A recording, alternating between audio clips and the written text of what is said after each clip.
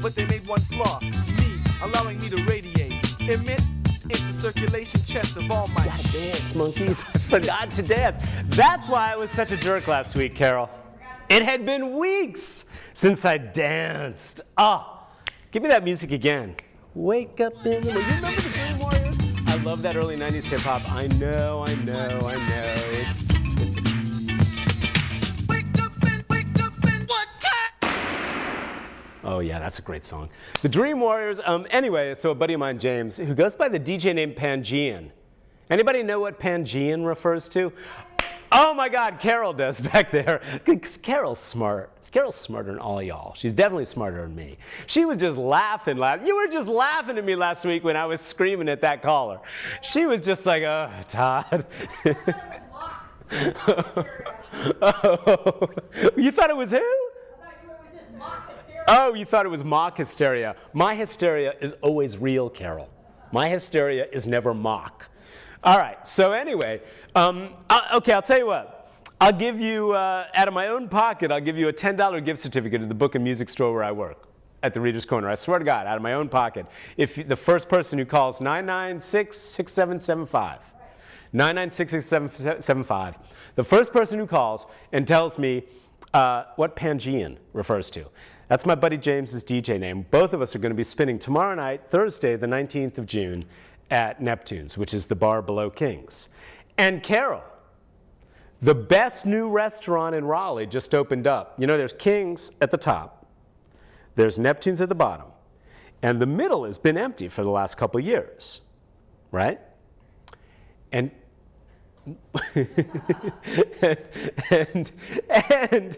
and Garland, the restaurant, is run by Chidi, who's the wife of one of the guys, Paul, that is one of the owners of King's.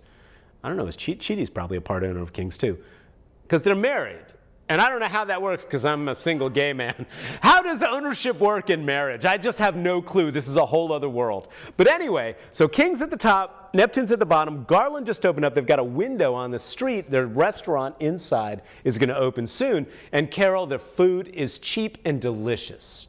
You get it's kind of Indian, kind of Turkish, kind of Middle Eastern, kind of all kinds of like really interesting international flavors. Cheap for like $7.50. You can get this thing that will fill you up. You know what I'm saying? And you just go up to the window and it's like summertime. Okay, so get some food at Garland tomorrow night. I'm just, they're not paying me anything. I'm just saying Garland, the new restaurant that just opened, is really as good as everyone who's been telling you it's good says it's good. So tomorrow night, my friend James and I are going to be spinning at Neptunes down in the basement. I'm going to be doing old school hip hop. I'm going to be doing, old soul, some jazzy stuff. We'll see how it goes. And when the drunk people start requesting Madonna, we'll kick their ass. We'll kick their ass with some bumpin' funk. And they'll be like, oh my God, I like Madonna. Don't get me wrong. She's aged very well, Carol. Madonna has aged very well. I think she's generally grown into her stardom. I don't think her music's been very good over the past, 5-10 years, but I think she's aged very well. Long story short, come on out tomorrow, get some food at Garland, and we'll kick your ass with some music down below in the basement there. So today, can we put up number 4, Carol? Today, the Civitas Institute, Art Pope's little, whatchamacallit? Think tank. Thank you, Carol. Art Pope's little think tank just posted what they must have thought was hilarious, Carol. They must have thought it was just genius and brilliant. They posted this little slideshow about the protests in Raleigh, all the people who've been arrested who they could get names and records for. And there's a little game you can play at the Civitas Institute website. This is this right-wing, far right-wing think tank that's way out of step with North Carolina voters on just about everything, posting this slideshow to show how the demographics of the protesters who've been arrested are out of step with North Carolina. Guess what, Carol? Most of the protesters who've been arrested have been Democrats.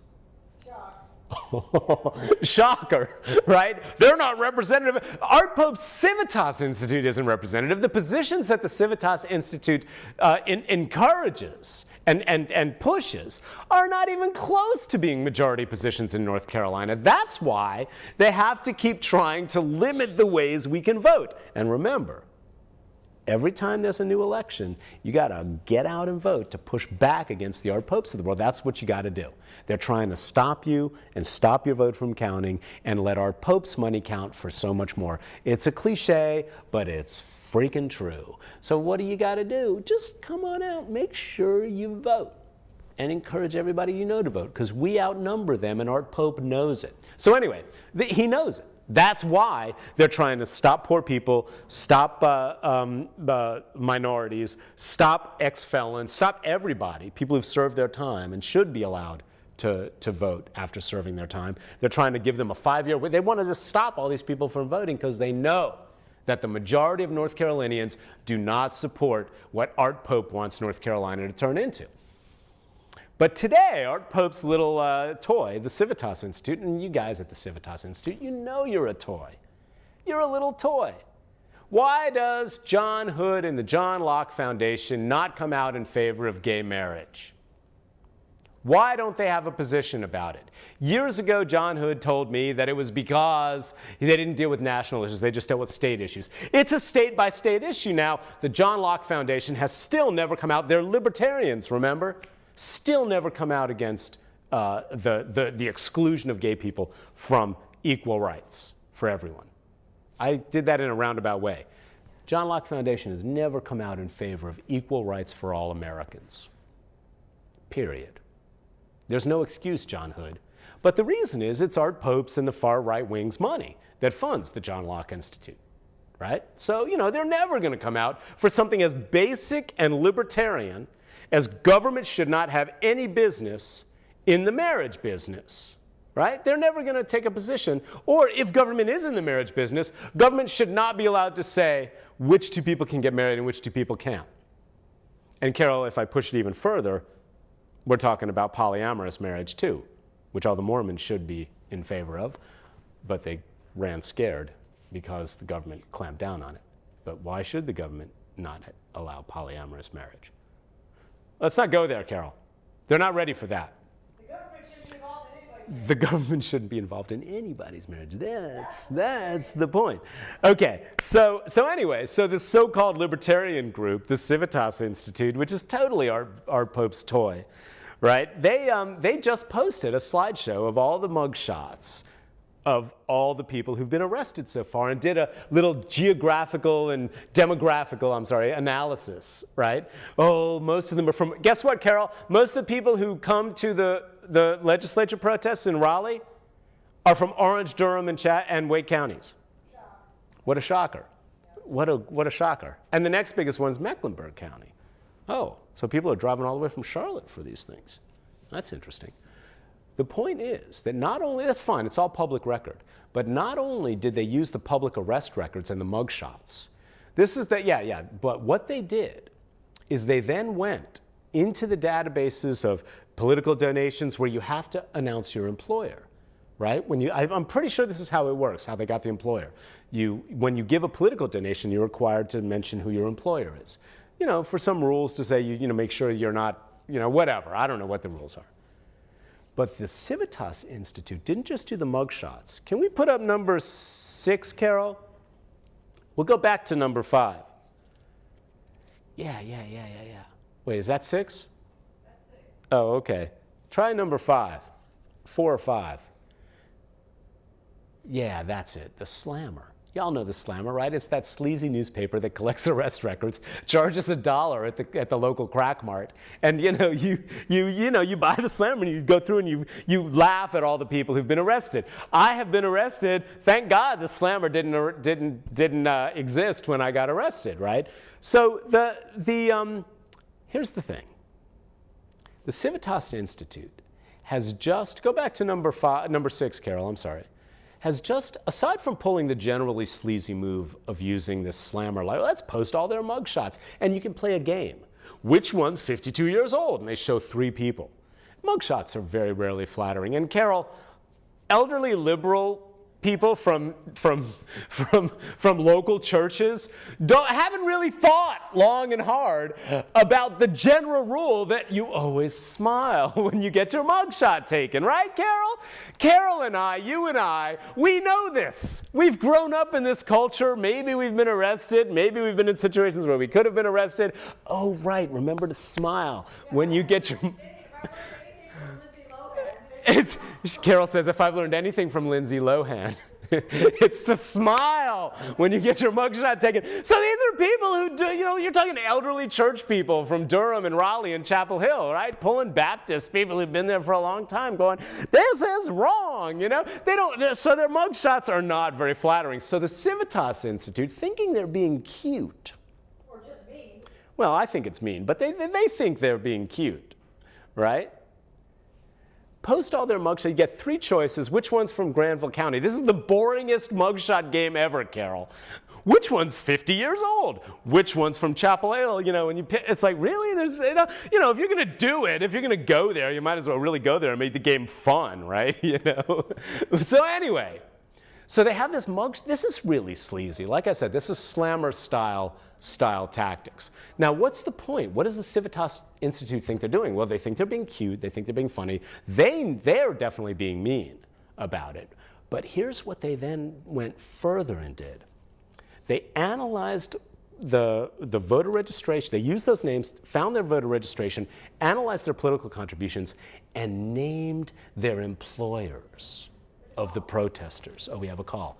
Hold that thought.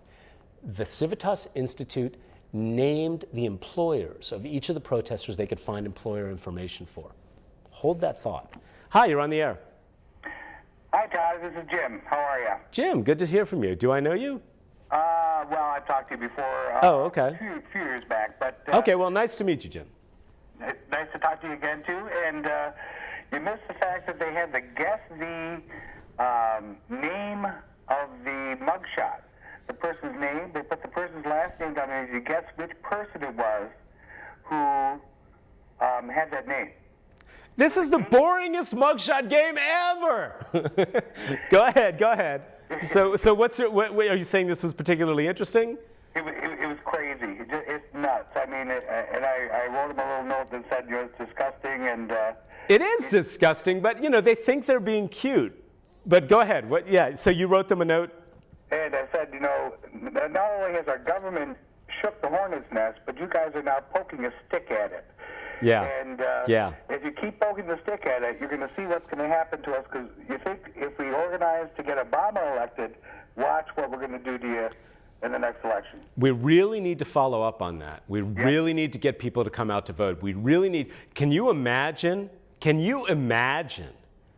the good we will do for North Carolina when in 2013's got an election too, right? But in 2014, every election from now on, we push back and eliminate some of these dumbasses, right? Because we are the majority. We know this. We know this. Every person who is there at moral majorities, there's probably 100 people.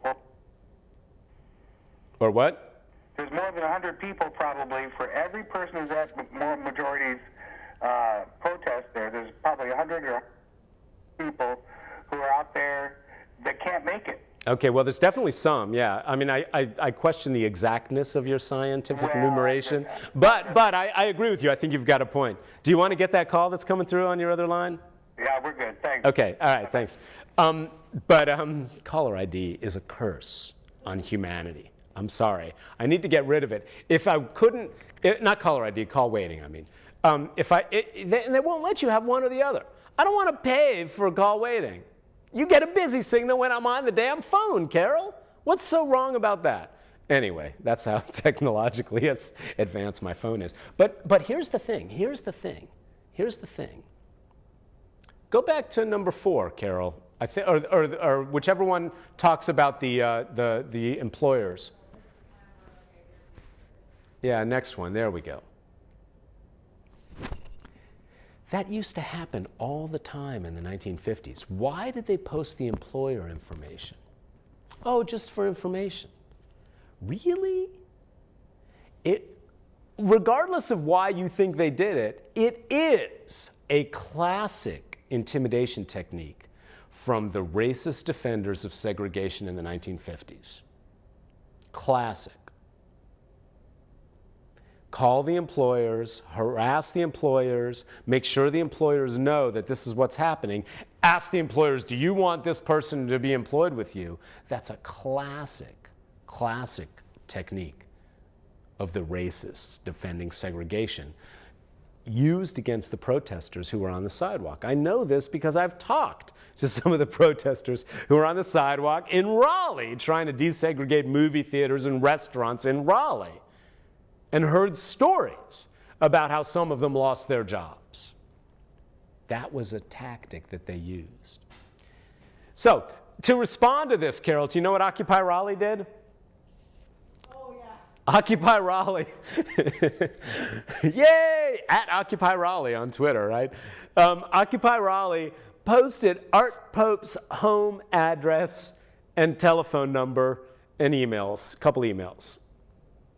Art Pope has an AOL email address. I thought that was interesting, you know. So I don't know how, it was posted when I got home from work, and then I kind of was like, oh, that's going to end well, you know, on Twitter. But pretty quickly, Occupy Raleigh deleted that information. They took down the picture, the flyer that they'd had with Art Pope's address, and said, we're not going to sink to their level, which I think is great. However, if anybody wants Art Pope's home address, I mean, you know, it's out there now. It was out there before. But all they did was publicize it, right? It's, you know, public information. So it was out there. You can find it in voting records. You can find it in anywhere you want. But it was still going back to down to the Civitas Institute's level. So they yanked it down. I thought that was great. All right. So I just wanted to point that out, that the Civitas Institute, they don't know how to respond. They're scared of this kind of growing protest. 1,000 people in the streets in front of the legislature, week after week after week after week. It's just going to get bigger in the fall when the legislature comes back in session. They don't know how to respond to this. It's a great protest. Hi, you're on the air. Hi, Todd. Hey, you know, I just got a quick question. I mean, I realize that this is all kind of slime ball tactics and everything, but what's the difference between the slime ball tactic of this, you know, posting the employer's information and cross-referencing the public records in the database any more than it was in New York City when that one newspaper went in the public records and posted all the information of the gun owners that, you know, then at that point put their, the possibility of putting their life. Did they post employment information? No, they didn't post. That's the difference. That's the difference. That's the difference I'm focusing on anyway. I mean, I'm with you. I think there are serious questions when that happens. I don't know if you're assuming that I'm in favor of newspapers posting the locations and the home addresses of all the people with gun permits. I don't know if you're assuming that, but I'm not sure where I stand on that. I have serious reservations about that. So I don't know what you think. I don't know if you think you're catching me in some hypocrisy, but I don't think I'm there yet, you know? But the difference is involving the employers. That's the difference. I think that's a big step. It's a mean-spirited step, and it's a step that is, in my experience, only used. Well, I guess in the internet age, every time somebody licks a taco in Taco Bell, everybody knows about it now and they lose their job, right, Carol? That's different. This is something unrelated to your job. You lick a taco at Taco Bell, internet takes a picture, you're fair game as far as I'm concerned. But this is unrelated to your job, and do you see what my point? That, I think, is the difference. It is. It's a slime ball intimidation tactic, but at the same time, I really kind of feel that it's a public records debate because so much out there is so public today, and it's so. It's different when you involve an. Anybody can cross-reference any database in the world, and I agree, publish it. And any individual can do that. But the Civitas Institute, Art Pope's baby, this oh so full of integrity think tank, is the one that went out there and found the names of the employers of people peacefully protesting under within their democratic rights and taking the consequences of their actions when they break the law. And the Civitas Institute, Art Pope's baby, is the one that dug up their employer information and posted it. It is a public record. I couldn't agree with you more. But in the same way that Art Pope's, I think many of Art Pope's friends and followers would object to the gun records, I think this is even worse. Because it's unrelated. It's unrelated.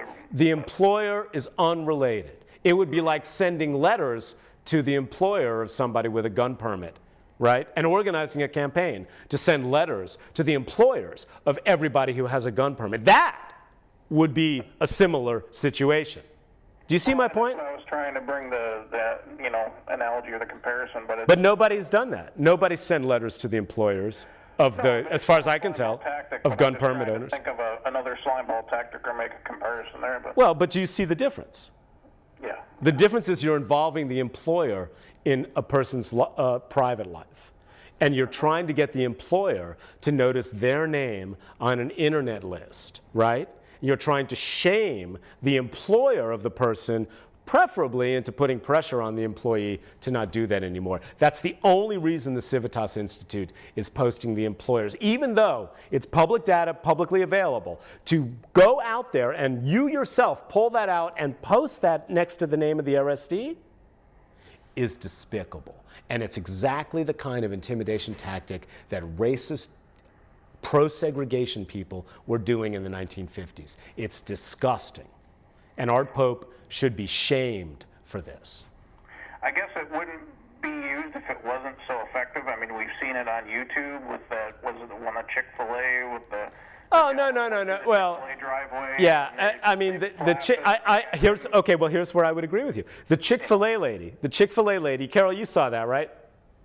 The Chick-fil-A lady who went off on and called her sand, you-know-whats, and all that. That lady, the Reddit internet detective, boy detective squad found out her name, found out her employer, and I thought, and I'm being consistent here, caller, I thought it was inappropriate for anybody to call her employer. I thought that was over the line. You want to shame her because she posted her damn YouTube video. You want to share that, you want to do whatever you like, fine. You want to even dig up her own name, fine. But the people who went further and dug up her employer, posted it, and contacted the employer, I think that's over the line. So I'm being consistent, caller. Does that make sense? 2.5 minutes. Sure, yeah. Okay, all right. Go ahead. We'll get off here now. Okay, all right, we only have 2.5 minutes anyway. Oh man, okay, first of all, last week we pissed off a lot of liberals by talking about how Obama's a freaking liar. Oh, the process of the NSA, warrantless gathering of information on all Americans is transparent. Oh, please. The FISA court, or FISA court, however you pronounce it, FISA, right? The FISA court, well, I don't even know, is secret. All the decisions are secret. All the decisions that justify all this are secret. That's not transparent. Okay, so last week we pissed off all the liberals on that. This week we're going to piss off all the liberals again. Obama has not seriously enough tried to close Guantanamo. I know Congress and the Republicans are the major obstruction, but early in 2009, if you go to my Twitter page, Carol, can we put that back up?